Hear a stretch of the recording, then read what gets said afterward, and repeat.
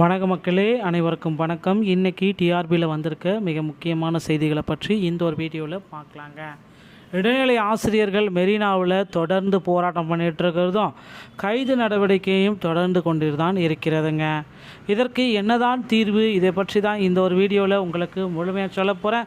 மேலும் முதுகலை பட்டதாரியுடைய செகண்ட் சிவிலிஸ்ட்டு வருமா வராதா, எல்லாருமே வராது சொல்லிகிட்ருக்கீங்க. ஆனால் உண்மையான தகவலை நாம் மட்டும்தான் சொல்லிகிட்ருக்கோம், வரும். ஸோ இடைநிலை ஆசிரியர்கள் பார்த்திங்கன்னா தொடர்ந்து போராட்டங்களை ஆரம்பிச்சிட்டாங்க. ஜனவரி 6ஆம் தேதி முதல் தொடர் போராட்டம், தொடர் உண்ணாவிரதம், சாகுமுறை போராட்டம் எல்லாமே தொடர போகிறாங்க. சென்னை மெரினாவில் இடைநிலை ஆசிரியர்கள் பார்த்திங்கன்னா கைது நடவடிக்கை நடந்திருக்கு. கைது பண்ணிவிட்டு மண்டபத்தில் அடைச்சிட்டு மாலை இரவு வேலைகளில் விடுதலையும் பண்ணியிருக்காங்க. சம வேலைக்கு சம ஊதியம் என்ற கோரிக்கையை வலியுறுத்தி இடைநிலை ஆசிரியர்கள் பல ஆண்டுகளாக போராடி வருகின்றனர். கடந்த 26ஆம் தேதி மீண்டும் கோரிக்கைகளை வலியுறுத்தி சென்னை நுங்கம்பாக்கத்தில் உள்ள டிபிஏ வளாகத்தை முற்றுகையிட்டு போராட்டங்களை நடத்தினாருங்க. ஸோ போலீஸார் அவர்களை கைது செய்து திருவண்ண மண்டலங்களில் அடைத்து மாலை விடுவித்தனர். தொடர்ந்து இது 4 நாளாக நடைபெற்றுங்க. சென்னை எழும்பூரில் உள்ள மாவட்ட முதன்மை கல்வி அலுவலகத்தை முற்றுகையிட்டு போராட்டம் போலீஸார் அவர்களை கைது செய்து மாலை விடுவித்தனர். தொடர்ச்சியாக இது நடந்துகிட்ருக்கு. 3ஆவது நாளாக சென்னை பிராட்வேயில் உள்ள கலெக்டர் அலுவலகத்தை திடீரென முற்றுகையிட்டு நுழைவாயில் அமர்ந்த கோரிக்கைகளை வலியுறுத்தி கோஷங்கள் எழுப்பினர். போலீஸார் விரைந்து போராட்டத்தில் ஈடுபட்ட ஆசிரியர்களை கைது செய்தனர்.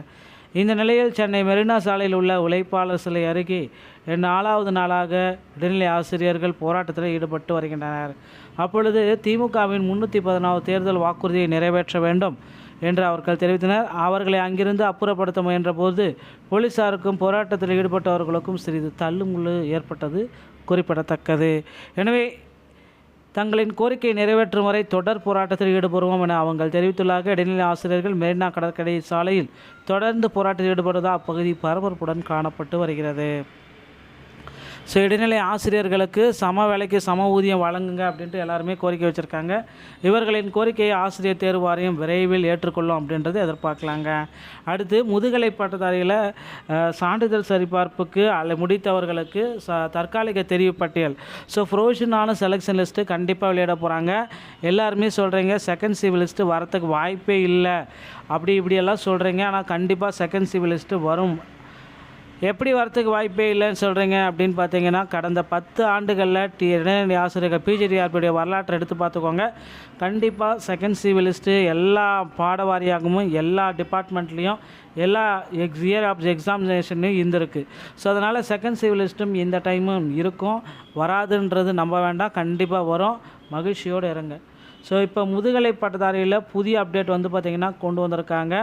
வேக்கன்சிஸ் பார்த்திங்கன்னா உயர்த்தணும் அப்படின்ட்டு கோரிக்கைகள் பல ஆயிரக்கணக்கான கோரிக்கைகள் போயிட்டுருக்கு. நமக்கு பார்த்திங்கன்னா 1996 அப்படின்ற வேக்கன்சிஸ் தான் இப்போ இருக்கிற கரண்ட் வேக்கன்சிஸு. இது பார்த்திங்க அப்படின்னா இன்னும் 2000 வேக்கன்சிஸ் பார்த்திங்கன்னா உயர்த்தணும் அப்படின்றத குறிப்பிட்டே கேட்குறாங்க. ஓகேங்களா? ஸோ இந்த முதுகலை பட்டதாரியோடைய வேக்கன்சிஸ் ஒரு 1500லேருந்து 2000 ஒவ்வொரு பாடவாரியாகவும் ஒரு 100 வேக்கன்சிஸ் உயர்த்தப்பட்டால் கூட ஒரு 1400 வேக்கன்சிஸ் கண்டிப்பாக உயர்த்தப்படக்கூடிய சுச்சுவேஷனில் ஆசிரியர் தேர்வு வாரியம் இப்போது இருக்கிறதுங்க. கண்டிப்பாக வரக்கூடிய தேர்தலில் இது ரொம்ப முக்கிய பங்காக அமையும். அப்படின்றதுனால இந்த முதுகலை பட்டதாரி பிஜிடிஆர்போடைய வேக்கன்சிஸ் உயர்த்துறதுக்கு கோரிக்கைகள் பலரும் வைத்திருக்காங்க. இவர்களுடைய கோரிக்கை ஏற்கப்படும் அப்படின்றத எதிர்பார்க்கலாங்க. டிஆர்பியில் இந்த தகவல்கள் உங்களுக்கு ரொம்ப ரொம்ப பயனுள்ளதாக இருக்குன்னு நினைக்கிறேன். மீண்டும் ஒரு நல்ல தகவலோடு நான் உங்களை சந்திக்கிறேன். நன்றி, வணக்கம், தேங்க்யூ. வணக்க மக்களே, அனைவருக்கும் வணக்கம். இன்றைக்கி டிஆர்பியில் வந்திருக்க மிக முக்கியமான செய்திகளை பற்றி இந்த ஒரு வீடியோவில் பார்க்கலாங்க. இடைநிலை ஆசிரியர்கள் மெரினாவில் தொடர்ந்து போராட்டம் பண்ணிகிட்டு இருக்கிறதும் கைது நடவடிக்கையும் தொடர்ந்து கொண்டு தான் இருக்கிறதுங்க. இதற்கு என்னதான் தீர்வு, இதை பற்றி தான் இந்த ஒரு வீடியோவில் உங்களுக்கு முழுமையாக சொல்ல போகிறேன். மேலும் முதுகலை பட்டதாரியுடைய செகண்ட் சிவிலிஸ்ட்டு வருமா வராதா, எல்லாருமே வராது சொல்லிகிட்ருக்கீங்க. ஆனால் உண்மையான தகவலை நாம் மட்டும்தான் சொல்லிகிட்ருக்கோம், வரும். ஸோ இடைநிலை ஆசிரியர்கள் பார்த்திங்கன்னா தொடர்ந்து போராட்டங்களை ஆரம்பிச்சிட்டாங்க. ஜனவரி 6ஆம் தேதி முதல் தொடர் போராட்டம், தொடர் உண்ணாவிரதம், சாகுமுறை போராட்டம் எல்லாமே தொடர போகிறாங்க. சென்னை மெரினாவில் இடைநிலை ஆசிரியர்கள் வந்து பார்த்திங்கன்னா கைது நடவடிக்கை நடந்திருக்கு. கைது பண்ணிவிட்டு மண்டபத்தில் அடைச்சிட்டு மாலை இரவு வேலைகளில் விடுதலையும் பண்ணியிருக்காங்க. சம வேலைக்கு சம ஊதியம் என்ற கோரிக்கையை வலியுறுத்தி இடைநிலை ஆசிரியர்கள் பல ஆண்டுகளாக போராடி வருகின்றனர்.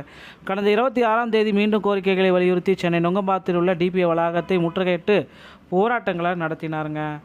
போலீஸார் அவர்களை கைது செய்து திருவண்ணாமலையில் அடைத்து மாலை விடுவித்தனர். தொடர்ந்து இது 4 நாளாக நடைபெற்றுங்க. சென்னை எழும்பூரில் உள்ள மாவட்ட முதன்மை கல்வி அலுவலகத்தை முற்றுகையிட்டு போராட்டம் போலீஸார் அவர்களை கைது செய்து மாலை விடுவித்தனர். தொடர்ச்சியாக இது நடந்துகிட்ருக்கு. 3வது நாளாக சென்னை பிராட்வேயில் உள்ள கலெக்டர் அலுவலகத்தை திடீரென முற்றுகையிட்டு நுழைவாயில் அமர்ந்த கோரிக்கைகளை வலியுறுத்தி கோஷங்கள் எழுப்பினர். போலீஸார் விரைந்து போராட்டத்தில் ஈடுபட்ட ஆசிரியர்களை கைது செய்தனர். இந்த நிலையில் சென்னை மெரினா சாலையில் உள்ள உழைப்பாளர் சிலை அருகே 4வது நாளாக இடைநிலை ஆசிரியர்கள் போராட்டத்தில் ஈடுபட்டு வருகின்றனர். அப்பொழுது திமுகவின் 314 தேர்தல் வாக்குறுதியை நிறைவேற்ற வேண்டும் என்று அவர்கள் தெரிவித்தனர். அவர்களை அங்கிருந்து அப்புறப்படுத்த முயன்ற போது போலீஸாருக்கும் போராட்டத்தில் ஈடுபட்டவர்களுக்கும் சிறிது தள்ளுமுள்ளு ஏற்பட்டது குறிப்பிடத்தக்கது. எனவே தங்களின் கோரிக்கை நிறைவேற்றும் வரை தொடர் போராட்டத்தில் ஈடுபடுவோம் என அவர்கள் தெரிவித்துள்ளார்கள். இடைநிலை ஆசிரியர்கள் மெரினா கடற்கரை சாலையில் தொடர்ந்து போராட்டத்தில் ஈடுபடுவதால் அப்பகுதி பரபரப்புடன் காணப்பட்டு வருகிறது. இடைநிலை ஆசிரியர்களுக்கு சம வேலைக்கு சம ஊதியம் வழங்குங்க அப்படின்ட்டு எல்லாருமே கோரிக்கை வச்சுருக்காங்க. இவர்களின் கோரிக்கையை ஆசிரியர் தேர்வு வாரியம் விரைவில் ஏற்றுக்கொள்ளும் அப்படின்றது எதிர்பார்க்கலாங்க. அடுத்து முதுகலை பட்டதாரியில் சான்றிதழ் சரிபார்ப்புக்கு முடித்தவர்களுக்கு தற்காலிக தெரிவு பட்டியல் ப்ரொவிஷனான செலெக்ஷன் லிஸ்ட்டு கண்டிப்பாக வெளியிட போகிறாங்க. எல்லாருமே சொல்கிறீங்க செகண்ட் சிவில் லிஸ்ட்டு வரத்துக்கு வாய்ப்பே இல்லை இப்படியெல்லாம் சொல்கிறீங்க. ஆனால் கண்டிப்பாக செகண்ட் சிவில் லிஸ்ட்டு வரும். எப்படி வரத்துக்கு வாய்ப்பே இல்லைன்னு சொல்கிறீங்க அப்படின்னு பார்த்தீங்கன்னா, கடந்த 10 ஆண்டுகளில் இடைநிலை ஆசிரியர்கள் பிஜிடிஆர்பியுடைய வரலாற்றை எடுத்து பார்த்துக்கோங்க. கண்டிப்பாக செகண்ட் சிவில் லிஸ்ட்டு எல்லா பாடவாரியாகவும் எல்லா டிபார்ட்மெண்ட்லேயும் எல்லா இயர் ஆஃப் எக்ஸாமினேஷன்லையும் இருந்திருக்கு. அதனால் செகண்ட் சிவில் லிஸ்ட்டும் இந்த டைமும் இருக்கும். வராதுன்றது நம்ப வேண்டாம், கண்டிப்பாக வரும். மகிழ்ச்சியோடு இருங்க. இப்போ முதுகலை பட்டதாரியில் புதிய அப்டேட் பார்த்திங்கன்னா கொண்டு வந்திருக்காங்க. வேக்கன்சிஸ் பார்த்திங்கன்னா உயர்த்தணும் அப்படின்ட்டு கோரிக்கைகள் பல ஆயிரக்கணக்கான கோரிக்கைகள் போயிட்டுருக்கு. நமக்கு பார்த்திங்கன்னா 1996 அப்படின்ற வேக்கன்சிஸ் தான் இப்போ இருக்கிற கரண்ட் வேக்கன்சிஸு. இது பார்த்திங்க அப்படின்னா இன்னும் 2000 வேக்கன்சிஸ் பார்த்திங்கன்னா உயர்த்தணும் அப்படின்றத குறிப்பிட்டே கேட்குறாங்க. ஓகேங்களா? இந்த முதுகலை பட்டதாரியோடைய வேக்கன்சிஸ் ஒரு 1500லேருந்து 2000 ஒவ்வொரு பாட வாரியாகவும் ஒரு 100 வேக்கன்சிஸ் உயர்த்தப்பட்டால் கூட ஒரு 1400 வேக்கன்சிஸ் கண்டிப்பாக உயர்த்தப்படக்கூடிய சுச்சுவேஷனில் ஆசிரியர் தேர்வு வாரியம் இப்போது இருக்கிறதுங்க. கண்டிப்பாக வரக்கூடிய தேர்தலில் இது ரொம்ப முக்கிய பங்காக அமையும். அப்படின்றதுனால இந்த முதுகலை பட்டதாரி பிஜிடிஆர்போடைய வேக்கன்சிஸ் உயர்த்துறதுக்கு கோரிக்கைகள் பலரும் வைத்திருக்காங்க. இவர்களுடைய கோரிக்கை ஏற்கப்படும் அப்படின்றத எதிர்பார்க்கலாங்க. டிஆர்பியில் இந்த தகவல்கள் உங்களுக்கு ரொம்ப ரொம்ப பயனுள்ளதாக இருக்குன்னு நினைக்கிறேன். மீண்டும் ஒரு நல்ல தகவலோடு நான் உங்களை சந்திக்கிறேன். நன்றி, வணக்கம், தேங்க்யூ.